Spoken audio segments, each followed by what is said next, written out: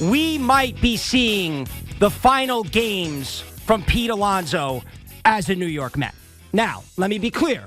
As a Met fan, I do not want the Mets to trade Pete Alonso. But the reality is he was reportedly shopped at the deadline. We know he has one more year left on his deal. And we know at least the Mets have entertained the idea of trading Pete Alonso. Now, I love Pete. I like Pete professionally. I've gotten to know Pete a little bit, so I like him personally. And I want to see him here. And he's a very, very popular Met. Now, I do think there are some of you out there, and I think it's a small percentage, that want Pete gone because you don't like some of the antics. Now, personally, I love him, and I think that's what endears himself to Met fans, whether it be Donnie Diesel, LFGM, the air humping, all that stuff, the rah-rah stuff. And, yeah, some of the things with the home run derby and the dog and pony show, whatever. It puts the Mets in the limelight, and I'm happy for that stuff. But the reality is, and the reports were conflicting, but according to Ken Rosenthal, the Brewers were interested. Field goal range is a thing you saw. Now, I wonder, is that like Justin Tucker field goal range? Like, because Justin Tucker could, boom him from 60 yards, or was it a lot closer than that? Some say field goal range, some say it wasn't even close. But they shopped him. They reportedly shopped him. So are we seeing the last games as Pete Alonso as a Met? It's possible. Now, you can look at it two ways. The first one is the Mets don't value Pete Alonso the way Pete Alonso and his camp value Pete Alonso. And they don't want to give him the money. Now, money is not an option with the Mets, even though they're rebuilding, retooling, refurbishing, or any other word they could think of. They may not value his skill set. They may be worried if they give him a long-term contract that at the back end of it, they're going to be stuck with an aging player that only hits home runs and a low batting average. That could be number one. Or number two, because there is rumor and innuendo, and I do sort of have a hunch that maybe there are issues in the locker room. And maybe some people don't see him as a leader. Now, do I think Pete Alonso is the leader of the Mets? I don't think so. Do I want Pete Alonso around and to be a lifelong Met? Absolutely. I do. I think somebody like him who's a prolific power hitter, top 5 in baseball, can hit 35, 40, 45, 50 home runs a year, middle of the order. He will break every single Met record there is. There he is. He will break every single Met record offensively if he spends his entire career here. That's why I want Pete Alonso to be a Met. But the reality is, Tiki, that there are reports out there that the Mets were close field goal range, and it's been disputed, but there's been reports that the Brewers and Mets were close to doing a deal for Pete Alonso. Look, I can see why, and I don't know how truthful the discord in the locker room story is, but the only reason why it would make sense to move Pete Alonso is if you get a massive haul, right? And there actually was discord in the locker room. Sure. And that Francisco Lindor, that's who the other party was in this, and Pete Alonso just couldn't work together. Correct. Or if Jeff McNeil and Lindor don't get along, McNeil and Alonso are friends. Look, we're speculating, we're hunching. It's complete speculation. No doubt. It's hard to even justify it because I 100%. see 2 days ago, Francisco Lindor goes yard against the Atlanta Braves, 3-run home run. He gets to home plate. First person he goes to is Pete Alonso. Yep. Now, I know you don't have to like your teammates in order to play with them. And we know, Teak, you've been in locker rooms. Nobody gets along. Not everybody gets along. Yes. It's about winning. When It's you're about losing, winning. this stuff gets magnified. Exactly. So maybe because on Monday, when Francisco Lindor's feeling fantastic, they scored 10 runs on the Braves, all of those things, they just go by the wayside. But at the same time, you know that Steve Cohen is also going to spend money, however he needs to spend money. So there's no, we don't want to spend money on Pete. We don't want to spend $300+ million on Pete Alonso. That's why it makes sense to move on from him, get prospects, and bring somebody else in. None of it makes sense unless there really is a disconnect. And I don't feel that with this team. I don't feel it with the front office. Maybe the agents doesn't like what Stevie Cohen's offering him, trying to get him, to take less than what he probably should be worth. But at the same time, I can't buy into it because I don't see it when I look at how they interact with one another. Right. That's the biggest thing to me. And we also don't know. I think we sometimes only look at it where, hey, we love Pete Alonso. We as Met fans love Pete Alonso. We know his worth. We don't know how Pete Alonso's viewed around baseball. No, we don't know what other GMs think. We don't know what his value is. So we don't know the return. To your point, if they get a lot back, they will explore it. Clearly, they didn't get a lot back from Milwaukee. I know Chicago was interested, the Cubs, so they didn't do the deal. If they get, bowled over, they will consider it. Because whether it be that they don't value him long term, they don't want to give him what he wants, if there's issues in the locker room, again, speculating, that would be it. But if they don't get a lot back, we just don't know what other teams and where they value Pete Alonso. Let's be a devil's advocate. Sure. So think about the Judge deal. This because it feels like there's a lot of parallels. There are a lot of parallels. Right? Judge a better player, but there are parallels. No doubt. I mean, yes, we're not for even their talking value about for the team. better player at this point. Even though we can get into that conversation, I'm sure it will be brought up, especially with the point I'm about to make. With Aaron Judge, it felt like, man, this guy deserves money. He deserves to get paid. He deserves to get paid. He's the best player. Everybody has a Judge jersey. You got the Judge's chambers out there. It's like it's all marketed around Aaron Judge. Mm-hmm. So to not entertain signing him long term, which they ultimately did, but in the just think in real time. What was the argument against signing Judge long-term to a 7, 8-year, 9-year deal? The back end of the contract. The back end of the contract. He's going to be 37, 38 years old. He's not going to be the same fielder. Right. He might be a lesser hitter. Already battled injuries. Yeah. You think of his physical stature, he may break down. So you're saying, hey, I'm not giving him that deal at 30 years old. Mm-hmm. Well, Pete Alonso is kind of in that same conversation. Yep. Pete Alonso, as good of a home run hitter as he is, he's not the same athlete. He's a good first baseman, but he's not the same athlete. And you really don't know at 36 or 7 or 8 what physically is going to be going on with him. So if you're arguing against signing Pete Alonso long term, it's the same argument that everyone had against Judge, except for the argument is now more valid because Pete Alonso is not Aaron Judge physically. Absolutely. And I think Met fans here are going to be very emotional about this, and they're going to think about this from an emotional standpoint because I love, you love Pete Alonso. And you're not thinking about it like you're saying, Teak, where at 36, 37, he breaks down. They're just thinking about it. He's a beloved Met. We don't want to trade him. We don't want to think he's an issue or his game is going to be an issue or he's going to break down. He's our guy. He's essentially our Aaron Judge. That's what they're thinking. So they're going to totally view this from an emotional standpoint. Yeah, I agree. And just let's dig into the locker room thing for a second because I know Sal said this and Sal got crushed for this. We're not saying this. Nope. But that spec is out there. But if it was true, don't you think we would have heard something a year ago, 2 years ago, right? Maybe this is new because of the whole Jeff McNeil stuff, but I doubt it, right? Like I think like the things that we're talking about that cause it are silly. Oh, absolutely. Right? And they're having a bad year. That's why it's coming up more. True, but just think about, forget the year. Just think about the relationship. Right. Jeff McNeil, who's a grown-ass man, won the batting title, and another grown-ass man, Francisco Lindor, speaking out of his rear, said, I'll get you a car. And then another grown-ass man, Pete Alonso, is trying to now enforce a non-deal. Right. So that makes no sense to me. Like, no. I get it, and I understand why people can speculate on it, but it makes no sense that could be the root of a disconnect. Yeah, and I think it's also, too, like with the Yankees, we're looking for someone to blame. We as Met fans are trying to figure out what went wrong this year. Now, we all know Diaz got hurt. Verlander, Scherzer didn't live up to it. The rotation was bad. There were issues in the bullpen because of the Diaz injury. Guys weren't performing well offensively early on. That's the reason they lost. But you know how we are. We love to gossip, and we like to think something is more than meets the eye. Now, I think this. I don't think there is a true leader on this team. Now, that could be overrated. Don't you think it's Lindor? Nah, I don't think Lindor is the leader. I think Lindor's been their best player this year. I actually like Lindor a lot. I think he's been a good Met. I think he was a good acquisition. I'm happy with Lindor. I don't think he is the true leader of the team.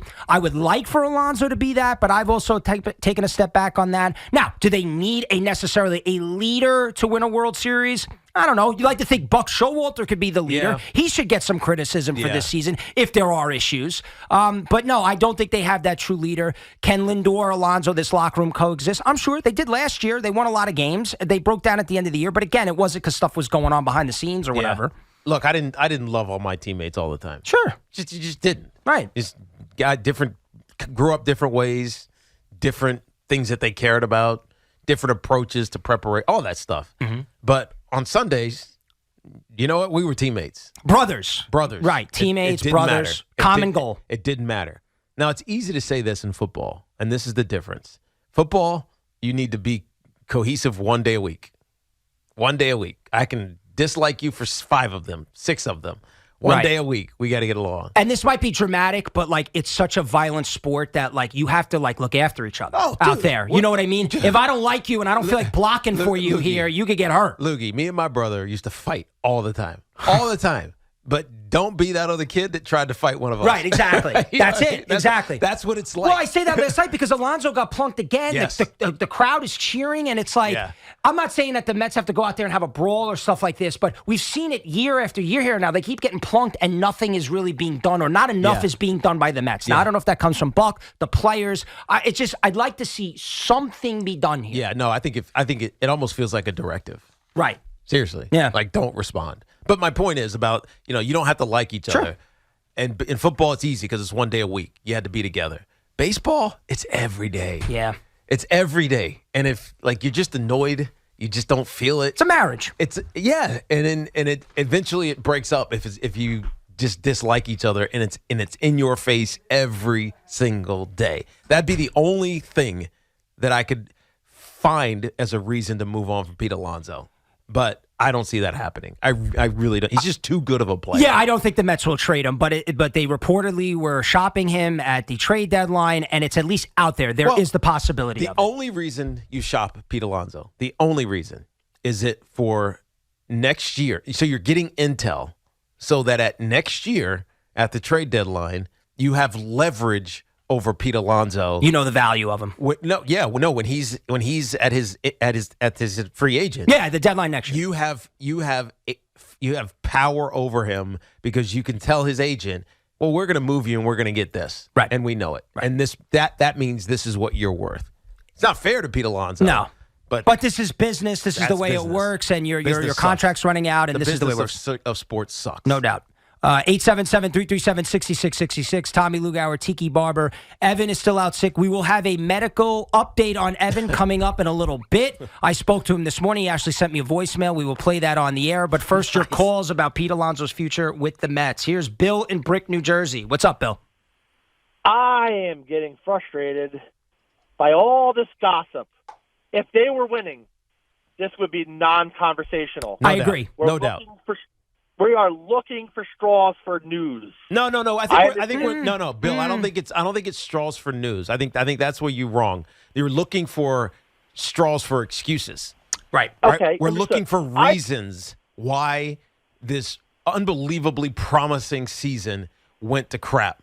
And we know why, like the real reasons, because Edwin Diaz and then Verlander was hurt to start the season. Scherzer was kind of a shell of himself early.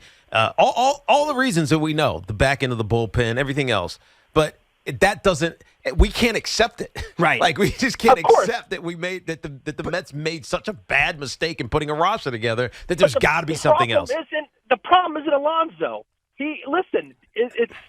I know people personally that will vouch that he is probably one of the most stand-up. Oh, he's a great guy. I can vouch for it. I've met him. He's a sweetheart. He's an awesome guy. He does a lot of charity. He is an awesome stand-up dude. We're not even arguing about that. But Bill, the Mets tried to trade him. If you see the reports, why? Why do you think they tried to do that? In your opinion, everyone's tradable. No, that's not true. They didn't try to trade Lindor. Obviously, he's locked up more years. Stuff. It's just Alonso's easier to move. What? Yeah, his contract. Yeah, exactly. But they tried. But they could have just been like, no, we're signing Pete. Like they could have been like, Pete's part of our future. I know Steve Cohen's been asked about it this year. They have not verbally committed to the guy. And you read the reports that they were, in field goal range of trading him. So why were they doing that? To me, because the team wasn't doing well at all. And let's look for the future. Right, but why wouldn't Pete Alonso be part of that future? And listen, if you're going to get a king's ransom from a team for a player, I would take the king's ransom. Oh, so you would? Now you would trade So him. you would trade Pete Alonso? But in the same breath, I think that it was more, let's put out the king's ransom, even though we're not going to take it. We're just trying to get as much as possible because we stink that bad. Yeah, I mean, so that's the conundrum. Bill, you represent the conundrum that is Pete Alonso. You don't want to trade him because he's yours. The emotional side that I brought up. There is side. such an emotional tie to Pete Alonso. Also, too, Teak, Met fans, we have not had a lot of lifelong Mets. There's something about a Met playing his entire career with the Mets that we value, that we want. I personally wanted it. Evan wanted it too with DeGrom. We screamed about it. We even speculated that DeGrom was a little aloof, and that's why they got rid of him. By the way, it was the right move. Steve Cohen made the right move, but we wanted Jake, an awesome pitcher. I will say this, people will get mad. The second best pitcher in the history of the franchise is Jacob DeGrom, but it was the right move to get rid of the guy. Same thing here with Alonso. People want him to be a lifelong Met because they love the guy. Yeah, and you don't have many other examples to say that. And by the way, getting rid of him the way that they did, because they didn't really get rid of him. They didn't usher him out the door. They just didn't match with the Rangers. Not that he probably, who knows if he would have taken it anyways. He might have wanted out. It was exactly right. It was the perfect way to end that marriage because it didn't feel like anybody was at fault. Yep, and the Mets did the right thing. 877-337-6666. Tom is in New Jersey. What's up, Tommy? What's up, Tom? All right, I'm a Yankee fan, but I tell you, they would be crazy to trade that kid. Why? I'll tell you why.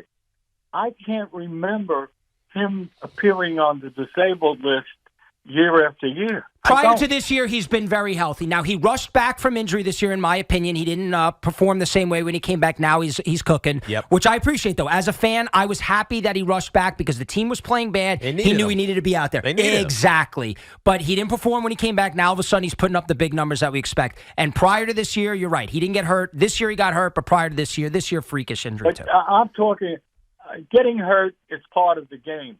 Getting hurt continuously or getting injuries, like Judge ran into a wall. He got physically injured because he ran into the wall. But, Tom, Tiki made the point earlier that maybe the Mets are concerned that a guy that's built like Pete Alonso later in his career will get hurt. Yes. That's the point that I was making, right? I mean, he's honestly, he feels like he's getting in better shape every year. Yeah. You know what I mean? Yeah. Like when you first came in, it's like, oh, polar bear. Oh, he can't move. Man, good thing he smashes home runs. Right. What do you have, 53 his first year? Good thing he can do that because he can't move. Every year, I'm like, oh, he looks good. Wow, Pete, look at that stretch. Right. He's got loose, limber groins. Look at Pete Alonso. No, he's yoked, man. He's yoked, but he's also he's becoming a better athlete. He's not naturally an elite athlete. No, definitely not. Like Aaron Judge is naturally an elite athlete. Without a doubt. Pete Alonso is working to try to be more of that and a better fielder, which is another reason not to move off of him. So I get why they threw the feelers, the fly fishing line into the river. But, man, you pull that thing back before it ever gets a bite, that's for sure. Yeah, and I was a person who did not want the DH in the National League, but one of the benefits of it is Alonso could be a DH later in his career. Same thing with Aaron Judge. Like, if you're worried about injury, if you're worried about them running into walls or getting hurt in the field, they could sit and chew gum in the dugout and just take 4 at-bats every game. So that's one way to avoid an injury. 877-337-6666. Peter's in Queens. What's up, Pete? What's up, Peter? Hey, what's going on, guys? I do tend to agree slightly about there's an emotional factor because we haven't had someone like Pete Alonso. The Met fan that watches all these games, he realized that when Pete is hot, we do well. And when he went down, that is when the season took a turn. Absolutely. Pete, you talk about the emotional thing. I think about David Wright, whose career obviously was cut short, and Pete will break David Wright's, he'll have better stats than David Wright, but we felt like we were robbed of David Wright's career almost in a way, right? Like he was going on to a Hall of Fame career and it got, cut short. We now feel that with Alonso, like we have this guy and all of a sudden you're going to trade him and we love Pete. And I think there's part of that. It's just the history of the Mets, the homegrown Mets, the lifelong Mets, and there's not a lot of them to be had.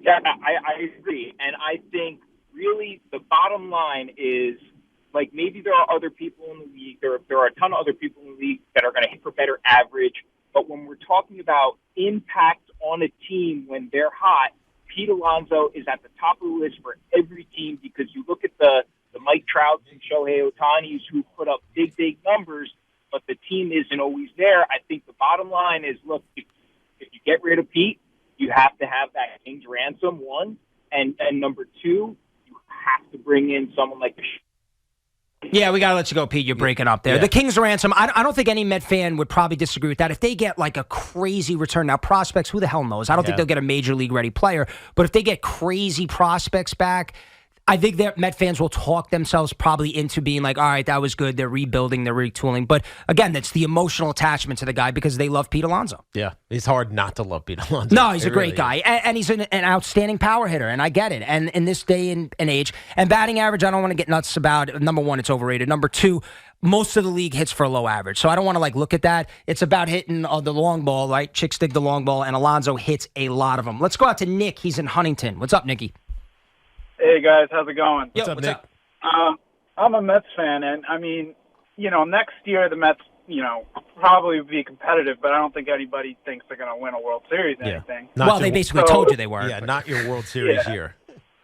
So if you can trade him, get a pretty decent package back, and then if you want to bring him back a year later when he hits free agency, bring him back. Isn't that the best course of action? Yeah, I mean, the Yankees did that with Chapman, right? They traded him, and then they signed him back. So we have seen that. We've seen that in this town. That is an interesting thought, Nick. I don't think that's what they would do. Yeah, but here's the problem, But that's Nick. a thought. If you do that and he goes wherever he goes and just loves it, And they love him. and they love him, Yeah. and they offer him ridiculous amounts of money in free agency, and he doesn't come back. Right. Now you're screwed. You made the dating analogy yesterday. You're seeing this girl, and you're like, why don't we see other people? Float her out there. They fall in love, Yep. and then you're like, honey, I want you back. and That's it's right. like, nope, I found somebody else. Sorry, someone else got your time. We're all about dating analogies here. Let's go out to Tyler in Red Bank. What's up, Ty? Hey, guys, what's going on? For me, I think we're all dead wrong on Alonso. I think the reason you're going to trade him is not because of clubhouse issues. It's because Epler mandated that 2026 is the year.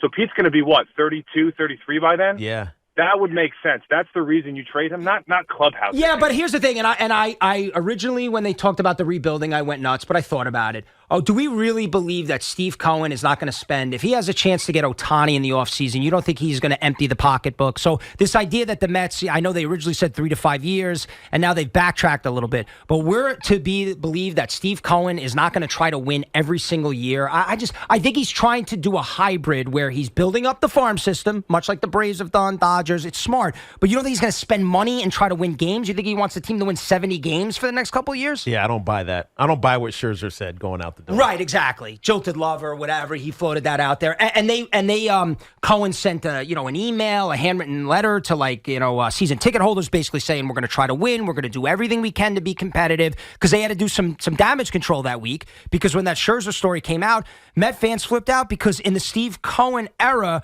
rebuilding, trading at the deadline, that is unacceptable. We were supposed to be the new evil empire, Tiki. He was supposed to be Thanos collecting the Infinity Stones. No rebuilding. And when they said that and that report came out, they had to do damage control. And then you see the Alonso thing. I just think at the deadline, they were exercising all their options. Yeah. And Alonso was one of them. Yes, he was, because they also wanted some intel to see, well, what could we get? We don't want to give you him, but what could we get?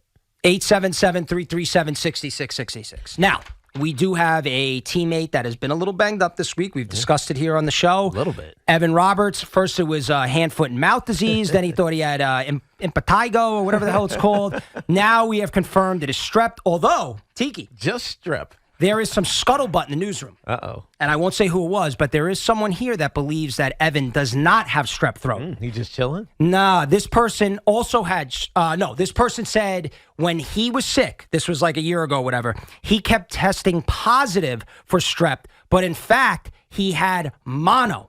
Ooh. This person had mono, which I believe the medical term for mono is kissy, kissy, woo-woo.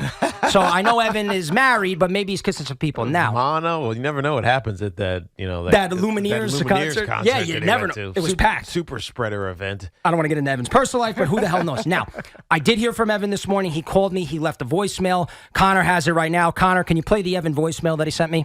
I'm a baby. No, that's not the voicemail, Connor. Stop it. Connor's funny with the drops. Play the actual voicemail. No. Stop, Connor. Come on. Really. Play the voicemail. He sent me a voicemail. Damn right I'm banging my friend's mom. That's one way to get strapped, by the way. I'm kidding. Evan is fine. He actually, we can't say this word. Okay, so that social media account that used to be a bird and is now a letter, he put something out there that he is not, in fact, dead, and he should be back tomorrow. That is the official word. I heard maybe. You heard maybe? In our text chain, it said maybe. Oh boy. This is like a Bill Belichick press conference. Is it maybe or should be? Because those are two different things. Just moving on to Wednesday. We're all hoping. We're moving on. Focus on Wednesday right now. Whip out the jumbo package. Hey now. He's been home for a couple days with his wife, so you never know. All right, we're coming to you live from the Town Fair Tire Studios.